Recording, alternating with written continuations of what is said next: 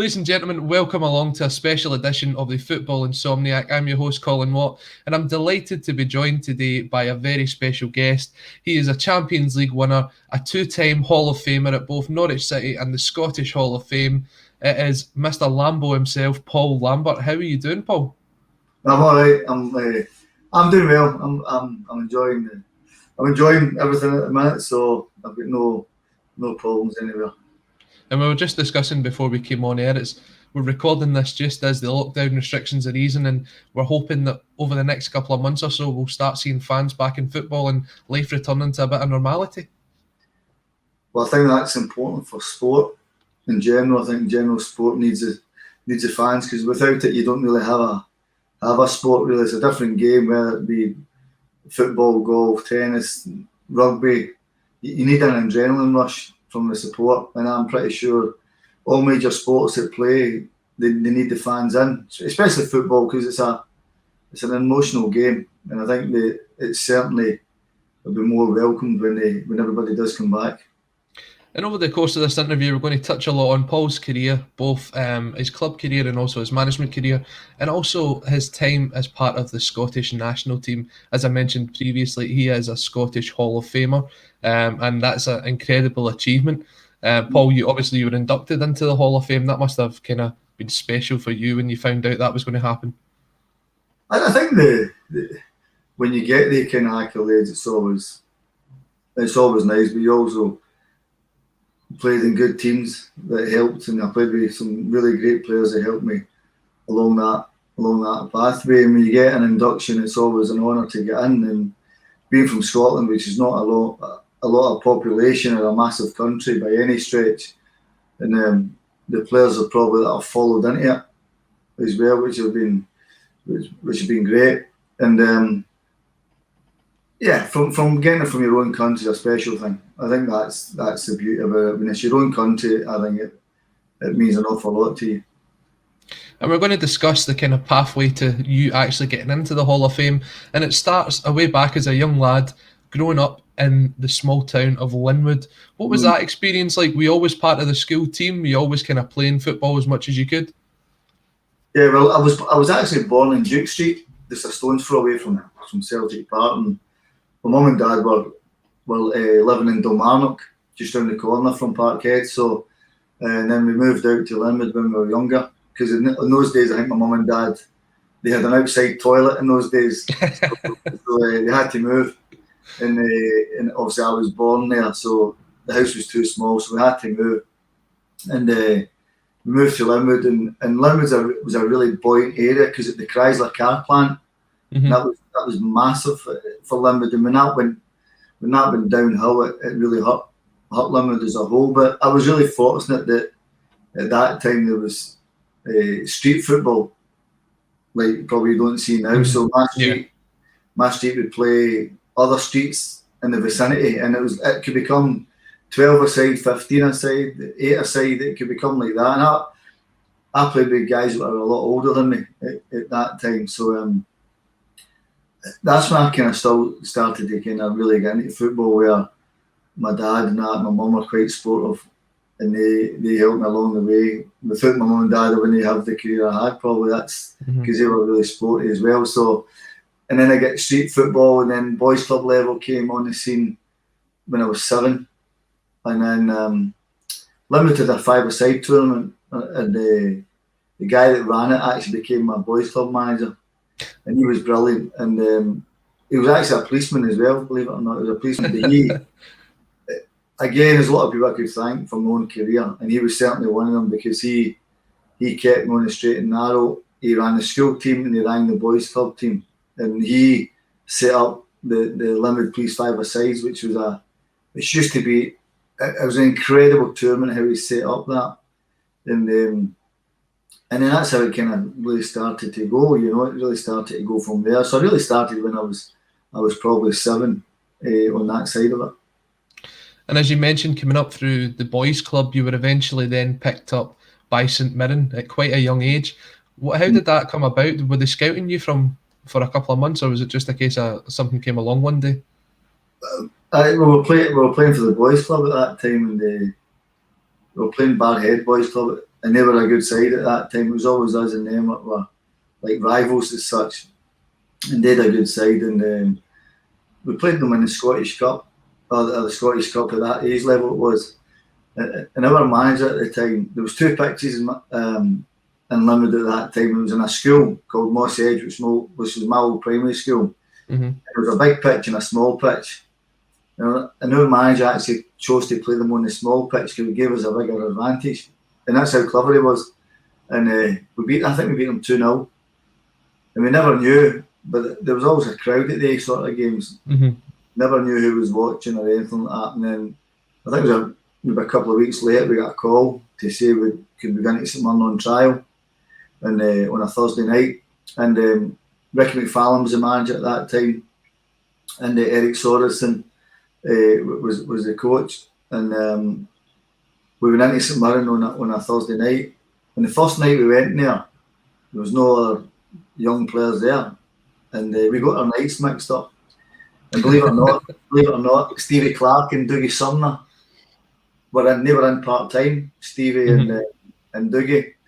And I don't know if you remember, but Love Street used to have a big running track round it. Yes, yep. And a big area behind the visiting end. Mm-hmm. And Stevie and Dougie took myself and a guy called Noddy McWhirter and to play 2-a-side against them out in the back. He Love Street. And we couldn't get a kick of the ball. That was it. And we were only 12 at that time, 12 or 13. And we got word to go back in the following Thursday. And all of a sudden, there was loads of kids from Renfrew, from Greenock, from Linwood, from Barhead, from everywhere around the area, from Posso, from Easter Craigs. St Mirren had a load of kids in there. And St Mirren were playing,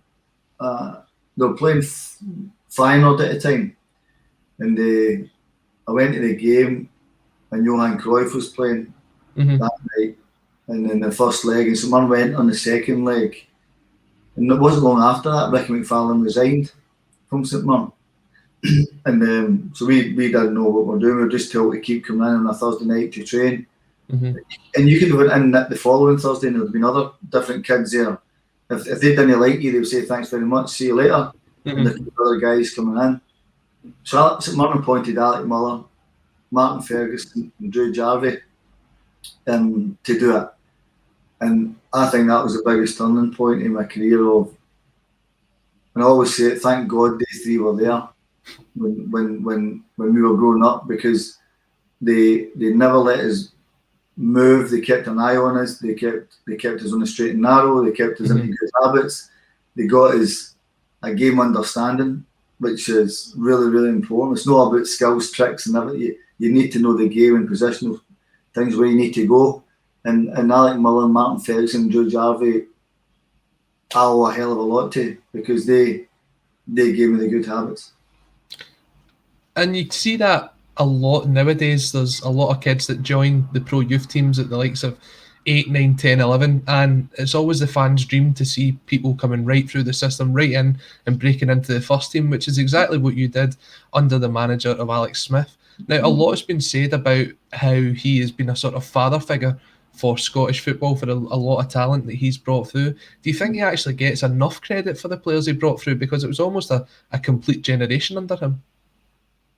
No, it was, but it was Alec Muller, really, for me, that and Martin Ferguson and Drew Jarvie. They were the 3 that...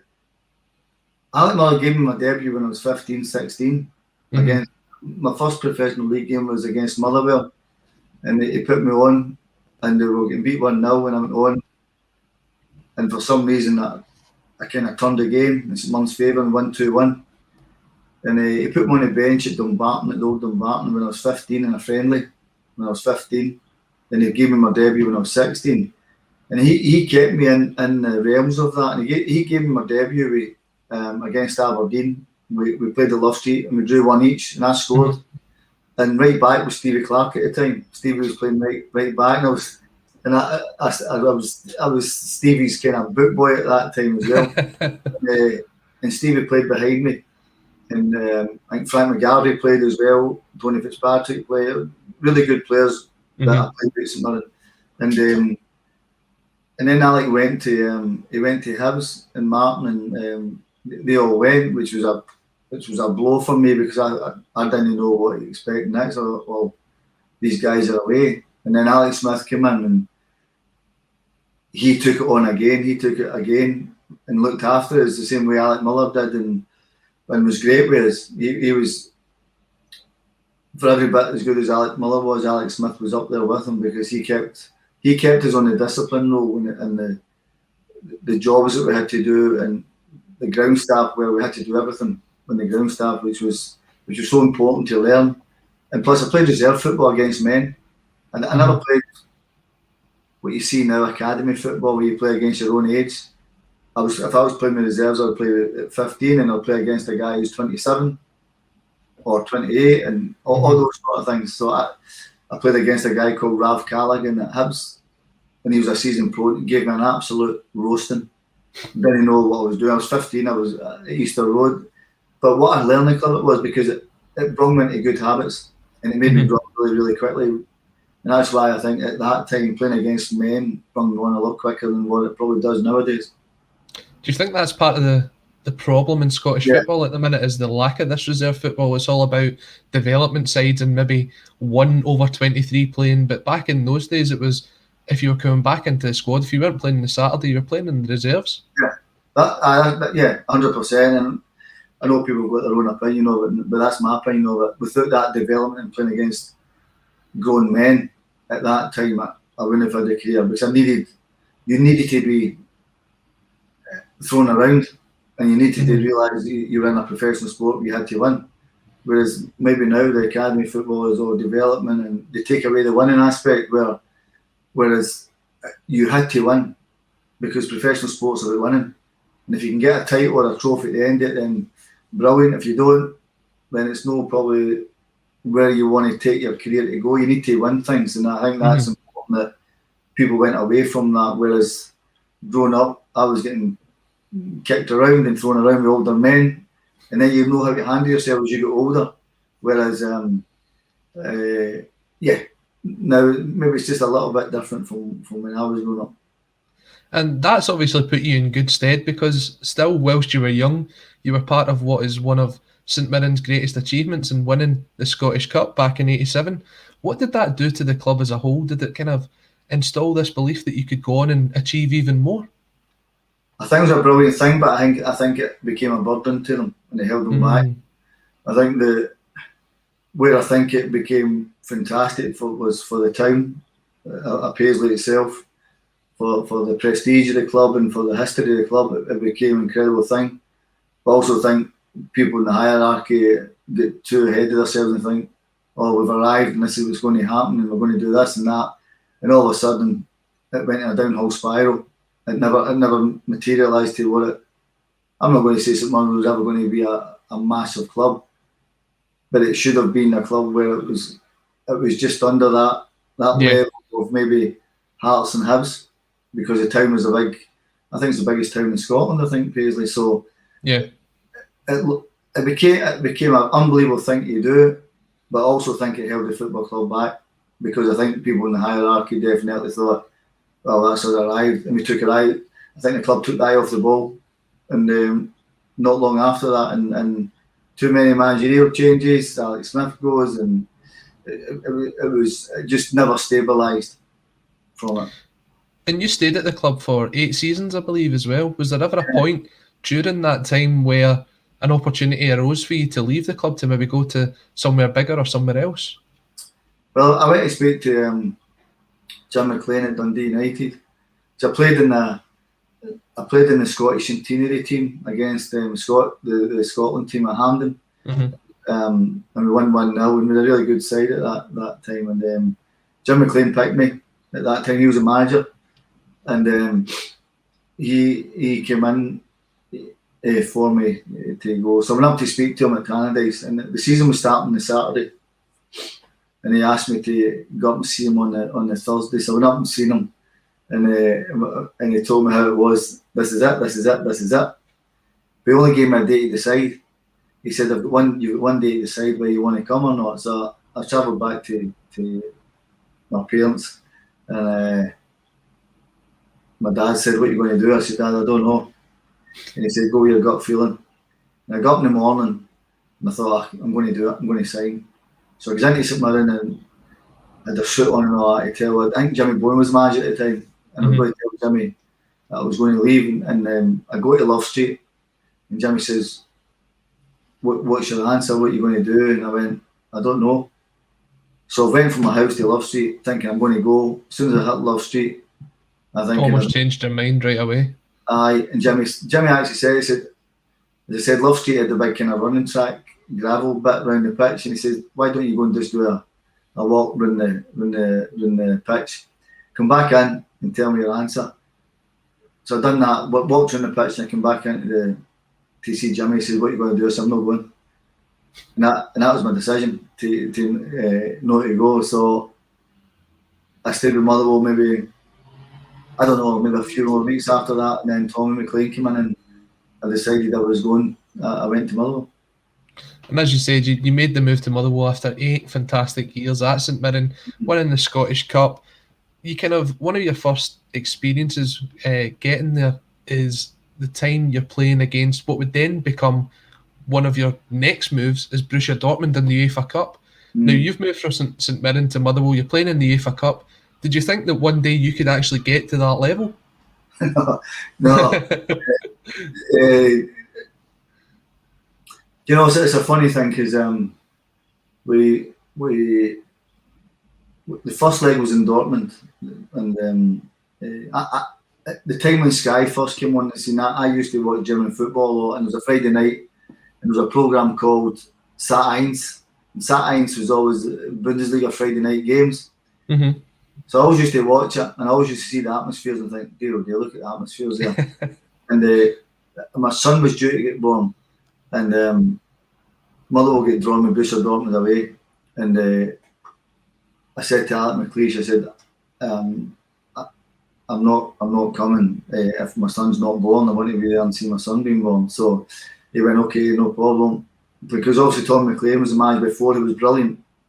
And Motherwell at that time had a really, really good side under Tom McLean.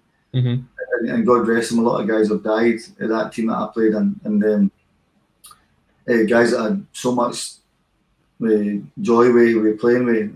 There, Jamie Dolan, Phil O'Donnell, David Cooper, incredible players, and Paul McGrillen. Really sad, but we had a really good side at that time, and we got drawn against Motherwell and against Dortmund at that. And I said to Ali, I said, "I'm not going to come." I said, "If my son's not born," and he was born just before maybe 2 days before the team flew out to Dortmund, and then we played the game, and I had one of the games where I had a really good game. But I remember doing the warm down with Billy Davis. Mm-hmm. Two years went like, "My God, imagine playing in front of this crowd every." That's true. And 3 years later, I ended up playing there. There was a player that you mentioned, and you sadly spoke about the fact that some of that team that you played with are no longer with us. I just want to kind of touch on Paul McGrillen. Now, he was sent off in the second leg of that game, and then he lost his battle, sadly, with the mental health aspect. When you look at football nowadays and you look at the abuse that players are getting, can you see why football really does need to act in this terms of mental health and help players out? I think it's a terrible thing. I think the guys that I played with, Paul, Phil, Jamie, David Cooper, really sad what happened there. Guys were a bit more in age. Obviously, Cooper's a bit older, but really, really sad. And mental health is a massive, massive thing in the world, let alone football. And one thing about being a footballer, you have to be really mentally strong. I don't do really social media at all. I don't go near it. I don't touch it. I'm not interested in it, to be perfectly honest with you. I know that's the way of the world, but when you see what's happening in the world with all this abuse to people, you're getting into arguments with people you don't even know and who hide behind these things. And I really think it's not a nice place to go into with that. As a footballer, I was always brought up to play the game, never really getting embroiled with any praise or negativity. I always stayed in a flat level with it, and that's the way I've lived my life really. So I came from a generation where it was never prominent. I know it's the way of the world now, but the football people, players, especially ones who maybe don't make a lot of money out of the game and finish football at 35 and they don't have a career or the finances to support themselves or their families, or that is tough. That is really tough. And if there can be more be done, yeah, then it's a great thing for people to look at. But it's no social media and that for me is not a great. Yeah, it's not a great communication level, you know. And obviously, just touching on Paul again, he sadly did pass away. What was your memories of playing alongside him? He was one that I think was kind of underrated amongst that team, wasn't he? That era or that time, Mother was, I said, the four lads. Coop was just leaving. Mother and I came in. I played a few games with him. Phil O'Donnell had a great time with great player. Played him at Celtic. Great player. Unbelievable fitness, Phil O'Donnell. Incredible fitness. Jamie Dolan was a brilliant guy. Just a really honest pro. Good guy. No any problems. It was a great player to play with. Very underrated player. And Paul McGrillen was probably one of the life and soul of the dressing room. The way he was, it was so chirpy and bouncing in and banter and all good things like that. And a really good footballer, really good finisher, Paul McGrillen. And but what you see sometimes in a dressing room, you don't know what's happening behind closed doors. But Paul, you never ever thought for 1 minute that would have happened there. It was just so sad, so sad. But life and soul of a dressing room, that's for sure. And it is, and if anyone is watching right now and they are going through their own personal struggles, then do reach out. There is people that will be there that want to help you. It's a problem across the whole of the UK that needs to be resolved. And if anyone does need their help, then please do reach out to the right authorities, and you'll get what you need. I think that's important. I think that's the important thing you're saying there. I think the important thing is speak to people that can help you. Don't hide behind it. Just speak to people. I think that's the best bit of advice is don't bottle up yourself. You know, it's I think that's really, really important going forward. Yeah, I think this whole pandemic's made the mental health crisis across the world a lot worse, and those that were struggling before have made it even harder on themselves at times. And I think that, as you said, the most important thing is to reach out, to speak out, and people will listen to you. So if you are in that situation, please do get the help that you need. So moving on, obviously 3 years at Motherwell, 3 fantastic seasons, UEFA Cup, finishing third as well. And then you kind of leave and you've got trials with PSV and Dortmund. How did those come around? Well, so I was coming out of contact at Motherwell and Brad McKinnon, who was another really great fullback at Motherwell at that time, signed for 20 Enschede in the summer. And that was when the Bosman ruling was kicking in. And Brad phoned me one day and said, "An agent wants your number. Will you speak to him?" I said, yeah. So a guy called Ton Van Dalen phoned me, and I never knew Ton at all, never met him. And he says, "Paul, do you want to go and trial abroad?" I went, "Yeah, that'd be great." He said, "Well, give me 10 days and I'll tell you, I'll see if I can get something for you." And sure enough, 10 days he phoned me. He says, "Paul, what's your plan?" I said, "Well, Motherwell are going to Northampton in pre-season tomorrow." He says, "Pack your bags and come over to Holland." So anyway, I done it. Never told Mother where I was going. Packed a bag, jumped on a flight to Amsterdam and a flight to Enschede. And I never knew Ton. And I went over there and this guy standing with a placard, Paul Lambert. So meets Tom for the first time. He said, "Nice to meet you." He said, "I'll tell you where you're going. You're going to PS Eindhoven. And if that doesn't work, then you're going to Borussia Dortmund." I went, "Well, dear, never expected this." So I went to Eindhoven. I stayed 5 days, and Dick Advocat was the coach. But Eindhoven had a really good side at that time. So I played 2 games and scored 2 goals, but I played in the right wing. And I was never a winger. I never the speed for that. And Dick came up to my room and he said, Paul, I know you're going to Borussia Dortmund, good luck, hope it works. And Tony and I jumped in the car, drove to Dortmund. Tony and Michael Meyer had done a deal. If the trials went well, the deal was already there. If it didn't go well, I went back to Scotland, and God knows what I'd have done. And then went and meet the Dortmund guys in a mini tournament. And I realised then I was in big time football because I'd never seen a support like that in a friendly.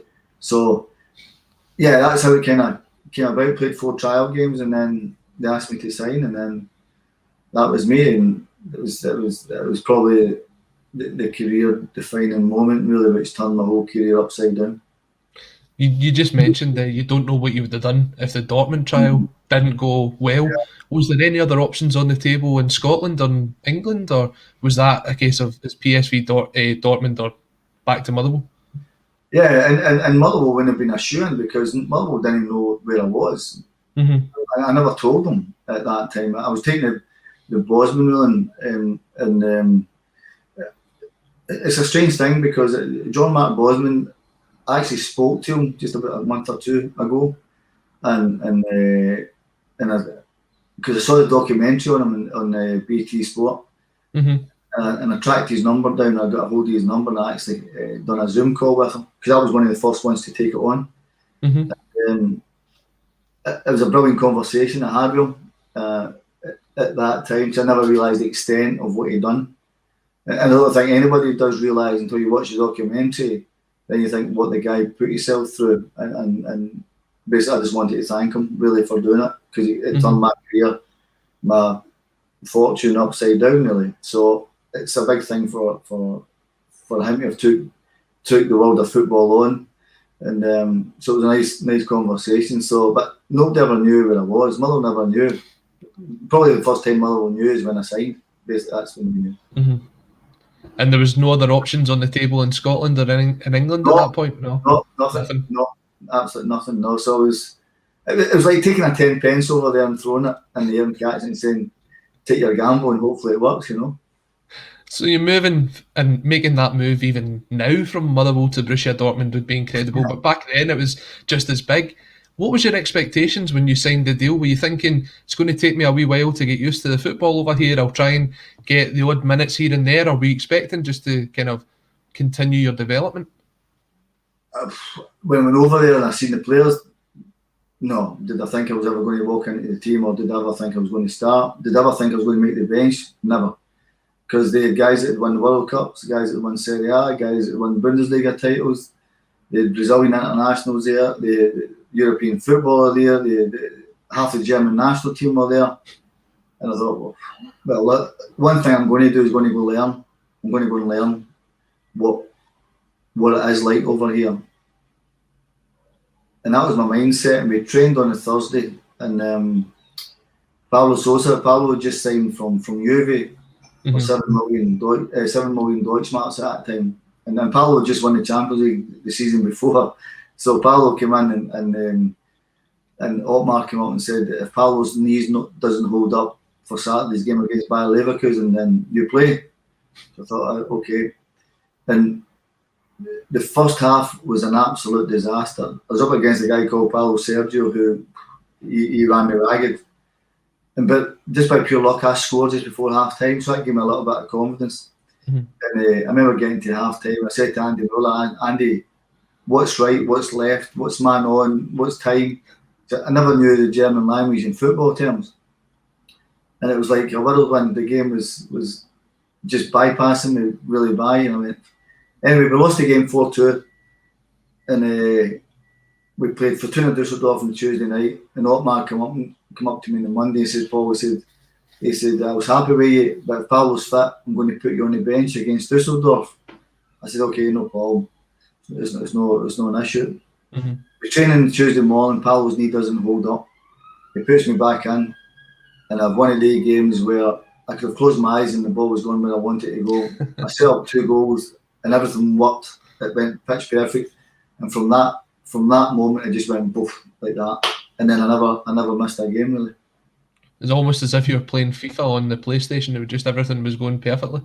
Everything just clicked. the team, the support, the individual players, the dressing room, the camaraderie we had, the coach we had, the fan base we had, everything was just. And as the season went on, I realised I was playing for a special team, really, really special team as the season went on. You mentioned just before that you kind of went over there to add to your learning experience, and it's something that we've seen in more recent times with a lot of young Scottish players heading over there. Bayern Munich have certainly picked a couple up, and even the English players, guys like Jadon Sancho, Jude Bellingham, all making that move across to Germany. What is it about the German football that attracts these young talents to go over there to aid their development? Well, I think if Bellingham and Sancho, for example, who go to my club, Dortmund, Sancho's played in front of the crowd, so you know how special a club it is. Bellingham is not, but playing terrifically well. I think he'll see the full size of the club once the crowd starts to come back in, but he's playing absolutely fantastic at the minute. I think the development of them is great. When I went there all the years ago, I had to learn the language through the dressing room, whereas now they have teachers and classrooms and things like that. It's a different thing. So they probably get a little bit more luxury that way, whereas I went in, I had to learn everything as I went through it, the language, everything with it. So that was a learning curve on its own, just trying to get the language right. But now English is so universal, everybody speaks it. So I'm pretty sure the dressing room at Dortmund at the minute, a lot of English speaking lads there. I went in there. You had guys that spoke English, but you also had guys that didn't really speak English. So, and you had to learn what was going on around about you. So the language for me was one of the most important aspects you had to get. On the kind of aspect of Sancho and Bellingham, and even ex-Celtic youth players like Liam Morrison going to Bayern Munich, do these players look at it as there's a better chance of making the first team by going to Germany than staying at their clubs here in the UK? No, if you're going to Bayern Munich and Dortmund, I don't think. Do you know, it's a question I get asked a lot. I think the young players get. I think it's great if you get the right club, you get the right coach, you get the right players. If you go to a club where maybe you think, well, I'm not going to get a game, or am I going to be in the squad, or I'm not going to be in the squad, that becomes difficult because you want to play. You want to play. I went over in an era where, as I said to you before, guys won titles left, right, and centre. World Cups, winners, European Champions League winners, Euro '96 winners, Serie A title winners. I had guys that were riddled with success, and I had to fit into that bracket of, can I do it with them? And I have to really, really be strong with it. And then mine just went from there, where the team in Dortmund at the minute is full of young players, and they're trying to strive to overhaul Bayern. But you look at Bayern, it's a strong team. But if you come from Scotland or England and trying to force your way into these sort of teams at the minute is really tough, unless you're probably an exceptional talent like Bellingham and Sancho. And I mentioned in your intro, you're a Champions League winner, and that came during your time at Borussia Dortmund. Coming up to that final, you were kind of tasked with marking who was probably the best player in the world at that time in Zinedine Zidane. I don't think it was expected that Dortmund would go on and win that game, and I'm not just saying this because you're here, but a lot of people have said that you put in a fantastic man of the match performance in that game. Talk us through the kind of build up to and the game itself. Is it one of your greatest memories from playing football? Yeah, of course. Coming from Glasgow and a small part in Scotland, and being in the company of great players to win the European Cup / Champions League is an incredible honour. And to play against Juve in the final, arguably against one of the greatest teams in the last 20, 30 years, Juve at that time, Zidane, Delivio, Deschamps, Del Piero, Christian Vieri, Alan Bosic, unbelievable team, Juve. And we obviously playing in Munich was a great thing for us. I played in Munich, but it wasn't as hard as what people actually portray it. it's a difficult question because Zidane was an unbelievable player. He was so elegant, both feet, and he's a tall man as well. And I've met him since the final, and we had a chat and when I saw him at Real Madrid. So incredible player, but I was used to that role because I played against Mehmet Scholl, Stefan Effenberg, Jorge Hagi, Hassler, all great number 10s in their own right. I played Rivaldo, all these. I knew the role that it consisted. Where you had to do it against Zidane was probably unbelievable discipline, where he was in the pitch. So if the ball, for example, was away on the left side and he drifted to the right, you had to forget the ball and look where he was, because if he got it in a space where he could hurt you, you're in trouble.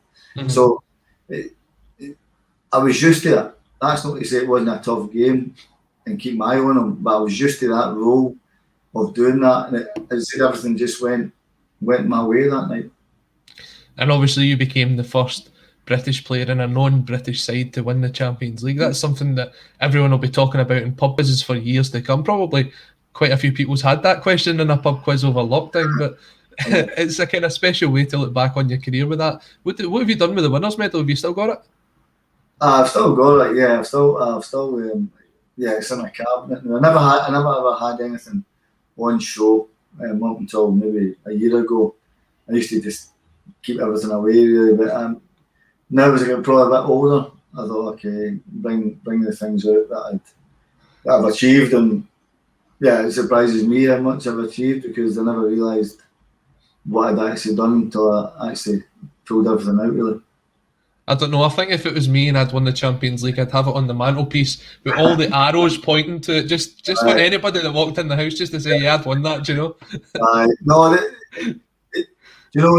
I never really talk about it until people like you guys ask me about it, because I think it's on your memory. I don't need to portray what I've won, or I don't need to say it, because people obviously know, so people don't want to hear well, maybe they do. Don't want to hear my lifestyle, I guess. No, I think they definitely want to hear about the time you won the Champions League, and there's more trophies that we're going to talk about as well, and that comes from your transfer to Celtic. So you moved to Celtic in the November after winning the Champions League. How did that come about? How did you go from winning the Champions League to returning back to Scottish football? Well, there was so many factors. My son wasn't keeping well, and there was loads of teams coming in for me after the Champions League final, loads in Europe, and I turned everybody down because I was so happy in Dortmund. It was an unbelievable club. I was actually loved by the supporters, and I love playing with the club. I love the club still, because it's the way it is. I've been back on numerous occasions. A special club, Richard Dortmund, and it's very difficult when you're there. It really attracts you to it, and the clubs I turned down were massive clubs to turn down. I didn't want to move at all, whether it be Celtic, whether it be Juve or whatever, Bayern or whatever, and never wanted to do it. And my son took no well, and we spoke to the doctors, and he was only 2 at the time, and this thing he had could last until he was 5 or 6, and I thought, this is going to be too difficult here. And we decided, Celtic asked me to come back before, and I said no. Before Wim Jansen actually called me in Aberdeen boot room in Scotland. We're playing Belarus, because Hampden was getting revamped. Yep. And Wim said, "Can you just give me one more chance to see it? I know you didn't want to come." And then this kind of started to go from there, and I made the choice to come back. But it was really difficult to come back, because Dortmund gave me everything. And the emotion in my last game at Dortmund was, I never expected that with the fans and what actually they'd done. With no leaving the stadium and banners everywhere, and it was just a horrible thing to leave. And for 2 months at Celtic, I couldn't kick my own backside. It was terrible, because the emotion in my head was still in Dortmund and everything was going on. And all of a sudden, it started to pick up, and I came back in a season where the pressure was probably massive pressure. Yeah, you speak about that massive pressure. It was the pressure of stopping Rangers from winning their 10th consecutive league title in a row. And the kind of players that you played alongside there as well. You mentioned someone before, Phil O'Donnell, who was a fantastic player. Did that kind of How was that jump for you going from playing in the Bundesliga? You said for 2 months you couldn't kick your own backside. Is that just the difference in football? Or was it the mind still being in Germany, or was it actually the pressure of that season coming onto it as well? Bit of a combination of the three? No, the football was easy. Easy. That was easy. That was the emotion what the fans done for me at Dortmund was incredible. I mean, I never expected that last game against Parma, where I don't know, 60,000 people, 70,000 people don't leave the stadium, sing your name, and have banners everywhere, and people were crying at my car, don't go, and things like that. It was just a horrendous thing. And going from Borussia Dortmund to Celtic was easy. It was easy on a footballing sense. That was the pressure of it. I absolutely loved, because Dortmund gave me that high pressure octane of we have to win. We have to win trophies, or the Bundesliga or the Champions League. We have to win. So going to Celtic was easy to play football. The guys that I played with, a lot of them I knew for the Scottish team, the national team.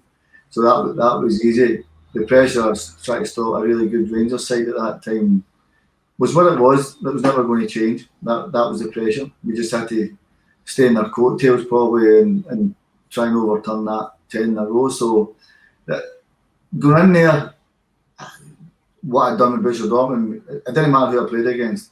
I knew I could handle my own. And obviously, as we mentioned, that is the season that Celtic stopped Rangers winning 10 consecutive league titles in a row. And there'll be a lot of highlights from that season.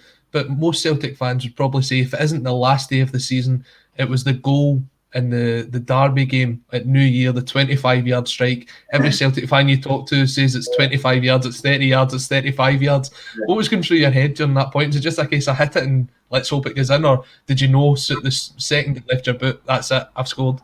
I knew as soon as I struck it was going in. And because Craig Burley scored the first goal, and Jackie done brilliant for him. And he reverses it, and Craig scores a great goal. And Craig was on incredible goal scoring form that year. And we knew we had to win. We had to win that game to pull them back. Rangers were a good side at that time. Goff, Gorham, McCoy, Gaza, Loud. They were all there. They were a proper side. Ian Ferguson, who I played with Fergus at Mum. And when I think maybe, I don't think it was Fergie miskicked it actually, and it just dropped to me. It was on the half volley, and I thought, I'm going to hit this, and it just, as soon as I left my foot, I thought, Andy's not getting it, because the ball actually had the bend on it. You know, it never went straight. It had the bend on it, went like that, and I thought, it's going in. And then, as you say, that's probably the goal that people still talk about really to this kind of day when they speak to me really. And then obviously the last day drama of stopping Rangers winning the 10 in a row. Henrik kind of sets the tone really early on with a goal, and then Harold kind of wraps it up. Was there a sense of relief, or was it more just the passion and the celebration of winning the title when the kind of final whistle goes? I think everything. The relief, the achievement of stopping it. Because Wim Jansen probably doesn't get the credit he deserved on it, because 1 season at it, and to build a team as quick as what he done. Stop that really, really good Rangers side. We deserve to win it. The title, we deserve to win it. So Henry scores a great goal, and then after that it became a bit nervy because there's no noise coming from Tannadice, so you knew probably Rangers will win it at that point. And then Harold scores the goal that makes it at 2-0, and then so it was a mixture of probably relief. The job has been done. The 10 in a row at that time, you thought probably never would happen again until this season. And so the pressure of it was huge, because you had 60,000 in there demanding that you had to win. But that was the beauty of playing for Celtic. The pressure on you was massive. And for how long did the celebrations go on into the night? Was it a late one? Oh yeah, that was. Do you know the big thing for that? I always remember that, and it's a silly thing. I remember that they were the celebration was going great, and it was all starting to die down. And I remember sitting in the dressing room there, and Paul McStay came in, and I remember Paul saying, I just want to have a kind of a word with you. And I never knew Paul at that time. And he came in and shook my eyes. I just want to say it, absolutely brilliant. And I thought Paul might stay.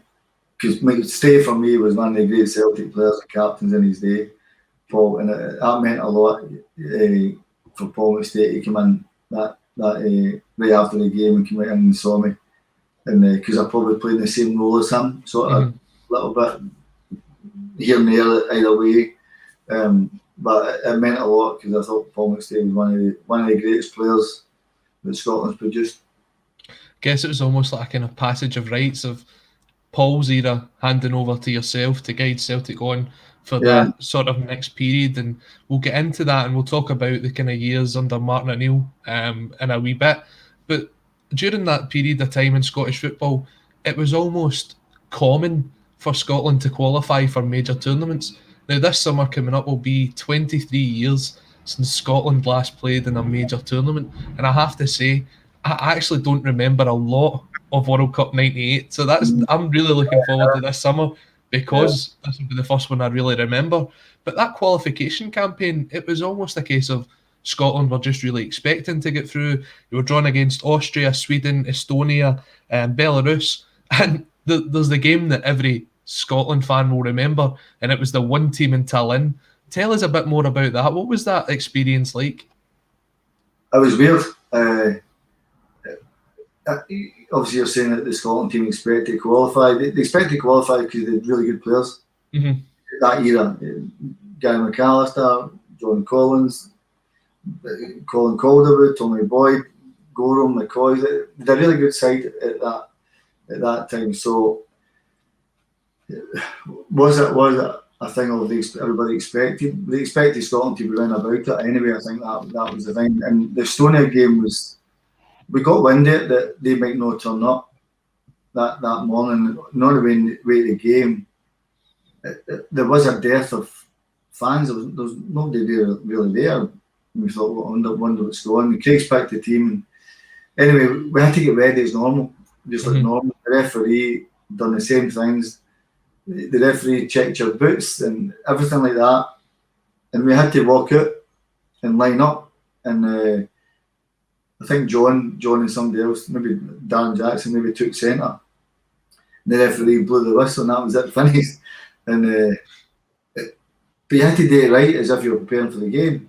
But he made us get ready. He checked the boots. We walked out the tunnel.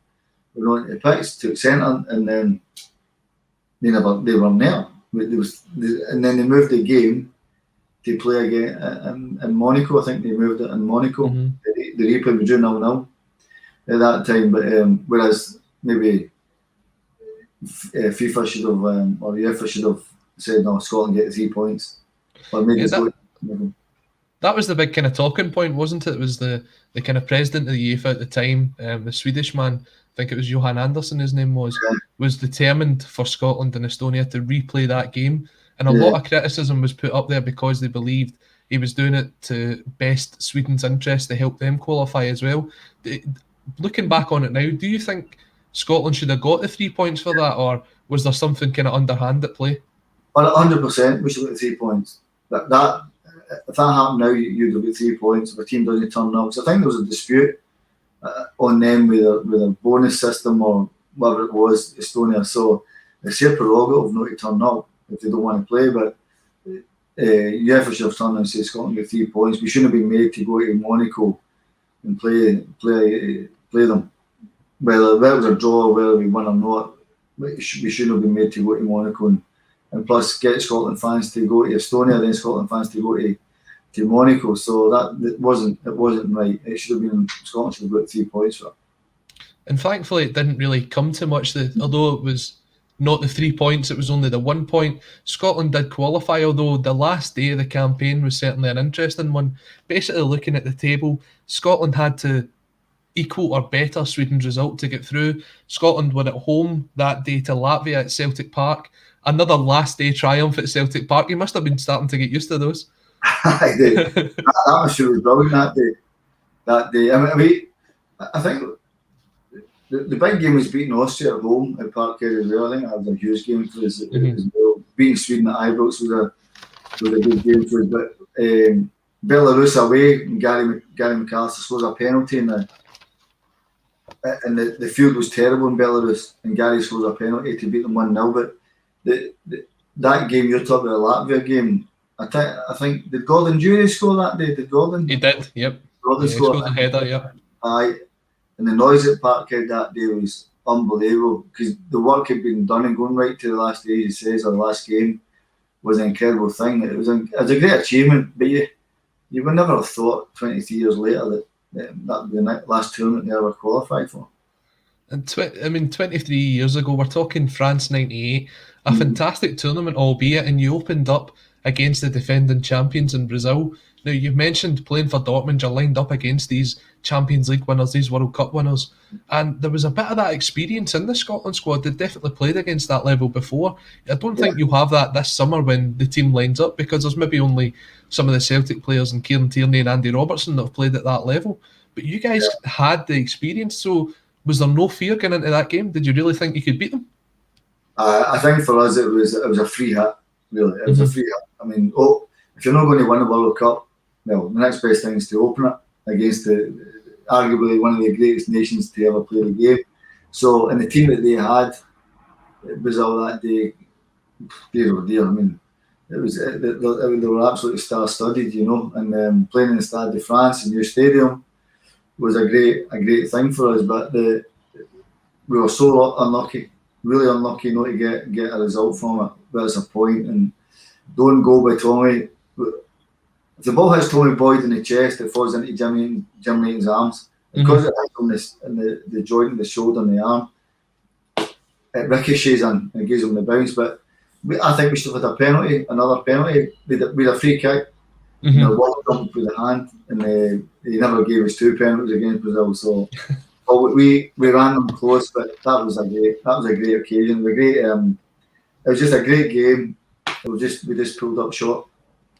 And that just seemed to be the sort of the thing about Scotland in '98. They just fallen short, not quite getting it over the line. In that last game against Morocco, that was something that kind of just summed up the whole tournament, wasn't it? It just wasn't to be for Scotland.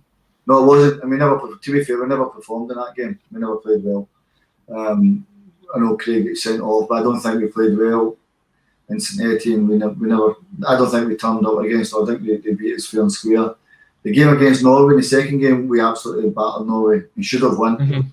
I mean, we absolutely ran over the top of them against a good Norway side. But the heat that day, their lads were doing with cramp. They couldn't, and the atmosphere that night or that day was absolutely unbelievable in Bordeaux. The Norway game, we should have won. Morocco, no, in my opinion, I didn't think we deserved to win. Going back to that Norway game, there was a sort of contentious decision which almost decided whether Scotland would be going through to the next round or not, and it was the free kick awarded for the foul on Gordon Jury. Now, looking back on it now, if you had VAR, that's given, that's a penalty, that's inside the box. Did that sort of spur the boys on to say, look, we're kind of playing against maybe more than 11 men here? No, at that time, I don't think you took the decisions of what they were. You never really, you'd have an argument with the referee or linesman or whatever, like anything else, but when you overspill into anything, let's go to VAR, because it also wasn't in line at that time. But yeah, but that's the era we played in. The era was VAR wasn't there. This era, VAR checks if the wind's going in the right direction. So there's that many things VAR interrupts. In my day, it was we play. Not happy with the decision, but you take it in the chin and you go again with it. So obviously, no one would have thought it would be 23 years before Scotland made it to a major tournament. But coming away from that was just a case of, right, boys, put this one behind us and concentrate on the next campaign. Yeah, I mean, I think I think we should have done better in the Euros. I think the Euros was the following tournament. I think it was ourselves in Belgium. We were beating Belgium 2-0 at Hampden, and they get one sent off, and we're absolutely cruising against them. And then they pull it back to 2 each in the last minute, last header of the ball. And then we have to go to Belgium, and they beat us 2-0. And that was a tournament I thought was that one probably got away for us, but that game certainly hurt us, the Belgium game. Mm-hmm. And obviously, looking forward to this season's this summer's competition. Do you think the boys have got a chance of getting out of that group?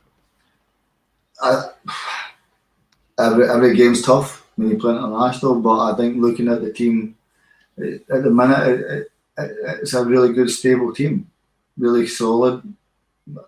They all work for each other, which I think is really, really important. The big thing for me is not having the fans. If there's only a number of fans getting, I don't know what the rules are up in Glasgow, whether they're going to let the full. It's 12,500. I think you can get in for the game. 12.5, is it?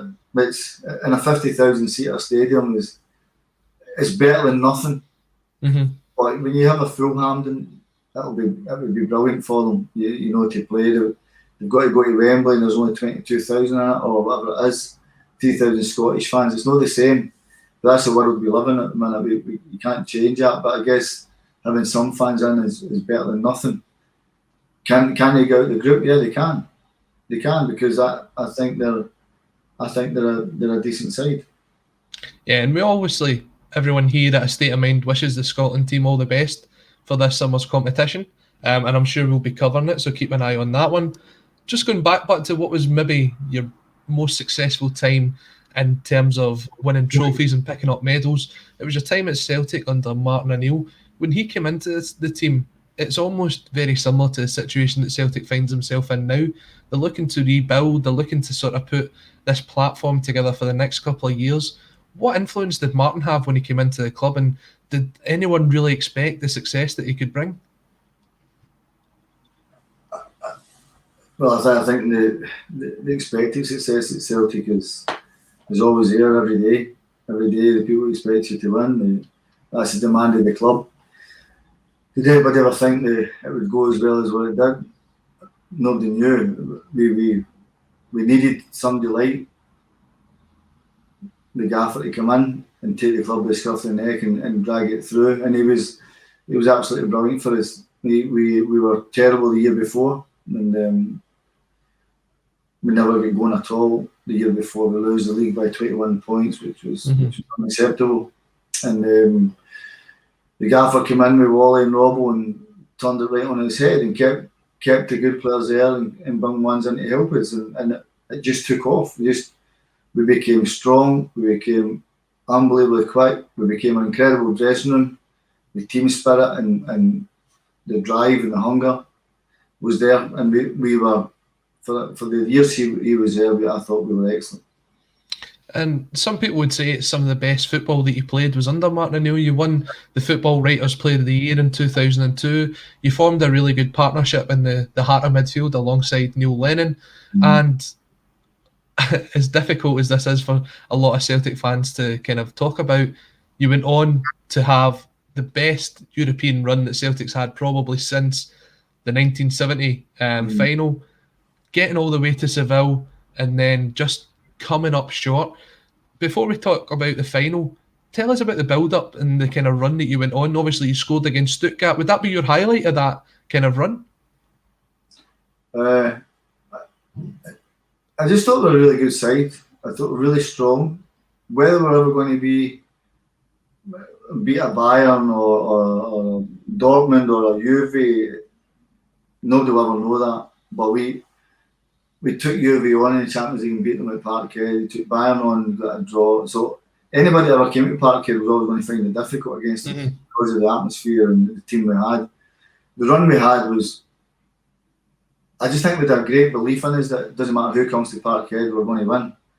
And I said, it doesn't matter who came there, didn't matter what team came there, we had that belief that we were going to win. And the gaffer had that, we installed in that in everybody, where everybody would run through a wall for each other. And that gave us a platform to have success, where we had that, and you had Henry who would score for us out of nothing. And it's a great saying, you're only as good as your strikers. And Larsson was one of the best. So when you look at Henry and the goals that he scored for us, and I'm talking Henry way back in Wim Janssen's time, Henry had done it when I first came back as well. So we had a striker who could score goals out of nothing for us, but we had some really talented footballers that knew the game, and with a manager that gave us a belief that we could virtually win every single game. You had that run all the way to Seville and you played Jose Mourinho's Porto in the final. A lot of players that have been interviewed since have said they've not actually watched the game back. Are you in that camp? Have you seen it back?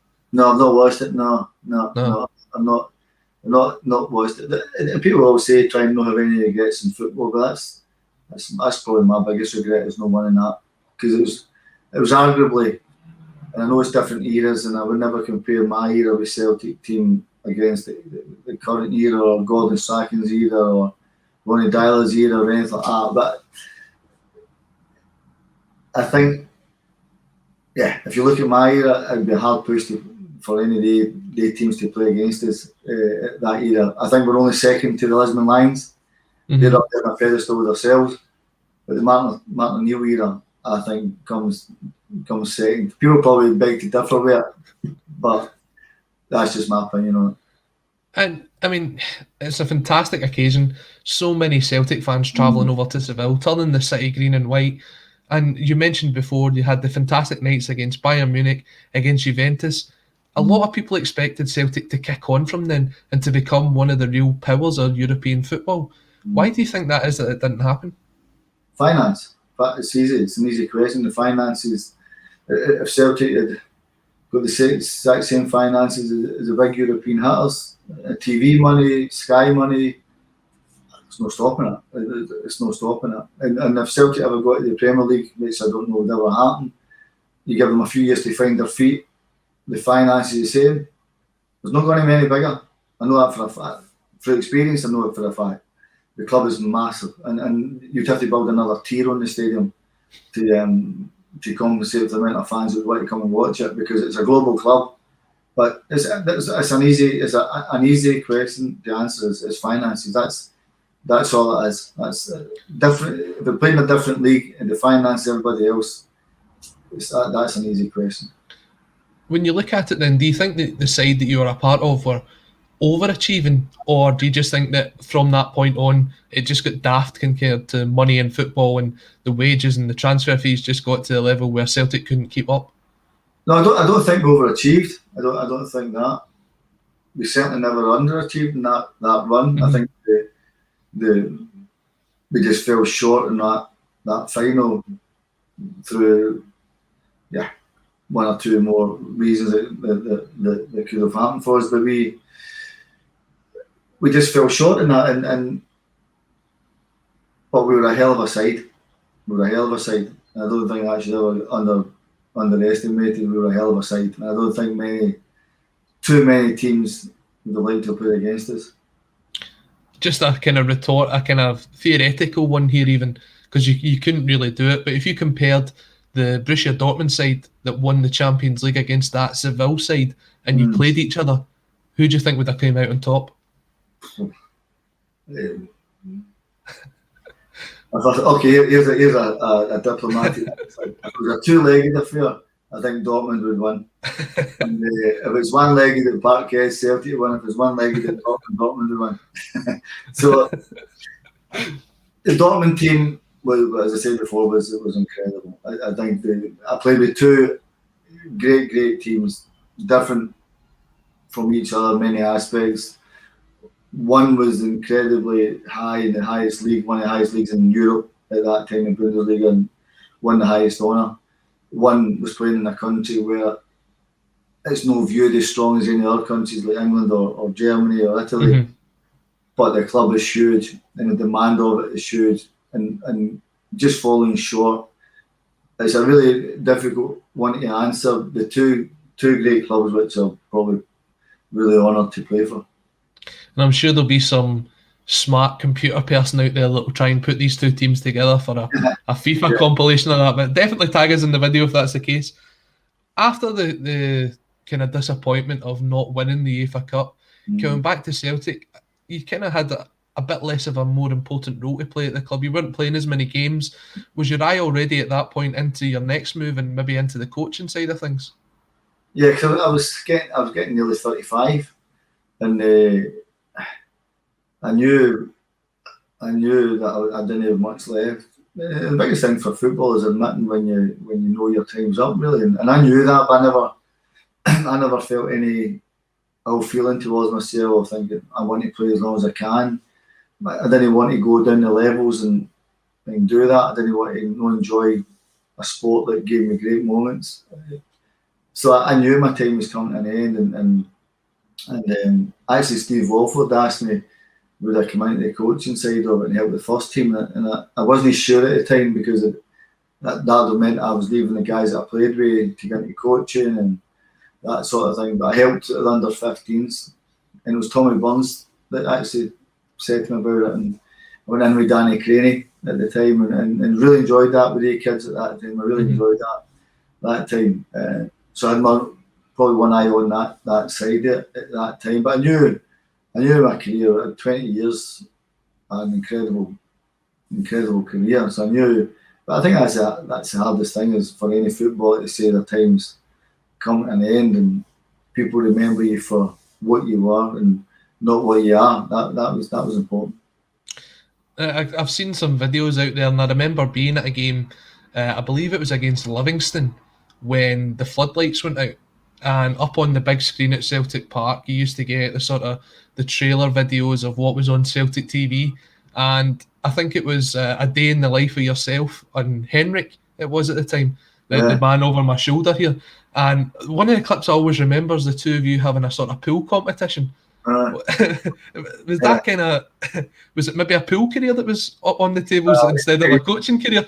Every morning, me and Henry used to play pool every morning, and it got that competitive that whoever lost had to make the coffee in the morning for each other, and it became unbelievable competitive. And Larson was absolute rubbish at pool, right? And then he get better and better the more he played it and all that. And honestly, God, their games became incredibly. Every morning it was. Every morning we were probably in there about 8:30 or something in the morning, and we used to play that until we had to go and get changed for training. And but that's when it became competitive. Was whoever lost made the coffee, and whoever lost used to go away in a straw. Shut the door and hear the other man 2 sugars, Henry, will you? 2 sugars, and you just hear him saying. So it became. But that's what, when you have a good spirit and you have a good team together, these sort of things happen. And who generally won? Was it yourself or was it Henrik? There's no one Swedish player that plays pool. There's no chance. If Larson phones you up and he says there is a Swedish player, then I need to know about it. But no, there's no way he's beating me at pool. No chance. Oh, definitely. That was certainly something that caught my eye, especially as a youngster, idolising guys like yourselves, and that kind of camaraderie obviously helps build the team morale. But I mean, I guess if you're kind of playing maybe Rangers at the weekend on the Friday morning, don't want Henrik storming out. So did you kind of give it a wee bit easier on him then? No, we took it. It didn't become unbelievable competitive. So it didn't. It was just a thought of making each other a coffee thing. Do I make him a coffee this morning? You know what I mean? Probably vice versa. I said when he got to the door, I would shout 2 sugars, Henrik, oh yeah, and he would do the same to me, and I would go in that room and go, you know what I mean? So, but no, we had some brilliant times. And then obviously you moved on and you finished your career at Livingston, and that's where the coaching side of things came into it. You kind of, how difficult is that kind of final game when you just know, I'm not going to pull these boots on again. I'm not going to play professional football again. My career's now coming to an end. That must be one of the most difficult days in your life. Yeah, because you know when it's gone, it's never coming back. You know, it's never there. The mind sees it, but the legs can't take you there. And I think because of the standard that I did play and the things that I'd won, I never really wanted to drop below that. And I was always used to kind of winning trophies and medals. I didn't want to drop below that, and that was a big thing for me. But once that's gone, it's never coming back to you. Don't matter who you are. It's one thing that never beats time. Mm-hmm. Time always beats you as a footballer because you've only got a short span that you can play the game. So, and that's where I say, going back to your point earlier on about the mental health issues, is what does a footballer do or a sports person when they finish at mid-30s? So it's really difficult, really difficult. But I was fortunate I went into the other side of it and yeah, so I'm very, very lucky. And I think everyone can agree that the kind of career after playing football has went almost as well as it did on the Yeah, park. You've been introduced into the Norwich Hall of Fame after taking them up to the Premier League. You've been managing a couple of teams in the Premier League. Um, Looking at it, you're only just past 50 now. You've yeah, managed over 600 games. You're still relatively young in terms of managers. yeah. How long do you think you've still got in this, and where do you think your next career move will be? I don't know how long you have in management with it. Again, that's an open book, really. Where I look at Roy Hodgson and people like that who's in his 70s and still going strong. It's incredible achievement. So I like Ferguson, Arsene Wenger. I've had some great meetings with Angelotti, Pep, Jurgen. Yeah, so I spoke to Antonio Conte. All great guys, managers in their own right. Roger Schmidt when he was at Leverkusen. I'd been everywhere talking to the guys and seeing their views on football, and I enjoyed that when I left Aston Villa. I enjoyed going around Europe and seeing different managers and how they went about it. And it opens your eyes because it's an incredible thing when you go. When I was fortunate to go and say to meet Carlo Ancelotti in Madrid, or Pep in Bayern at the time, or Jurgen at Dortmund at the time. So that in itself is an education on it, going to see it. So regarding how long I'll do it for, nobody ever knows. Do I want to go back in? Yeah. You want to go back into it? Because even though I'm just 51 at the minute, but I still want to go back into it and get going again, yeah. Is that something you want to get back into immediately, or are you looking to take a bit of time out to kind of assess the situation at the minute? No, at the minute, I'm easy at the minute because the season's nearly finished anyway. Whatever country they're in, the season's nearly finished. Maybe the next few months, when it all starts to kick in again, and hopefully lockdown eases a little bit more, you can start to travel and things like that, which will be nice. And then hopefully get back in, and hopefully it's a good challenge. Whether or not this would be an option for you now, the Celtic job is currently available. I'm not saying that you'd be looking to take the job now, but if the opportunity was to come up in the future, is it something that would interest you? No. And the reason for that is because I'd 8 or 9 unbelievable years there when my life was Glasgow. That was my life, and I would never want to ruin that with the support with them.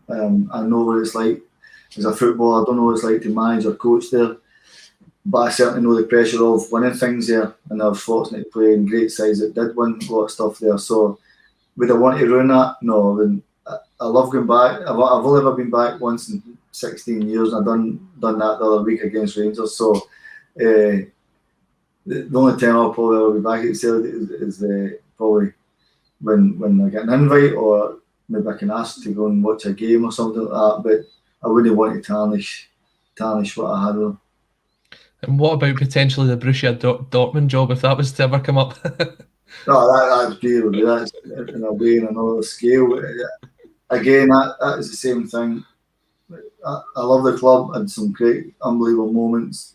Great time there, and everything that somebody from Scotland could ever wish for, what that club gave me. So, and again, the support that I had for the fans.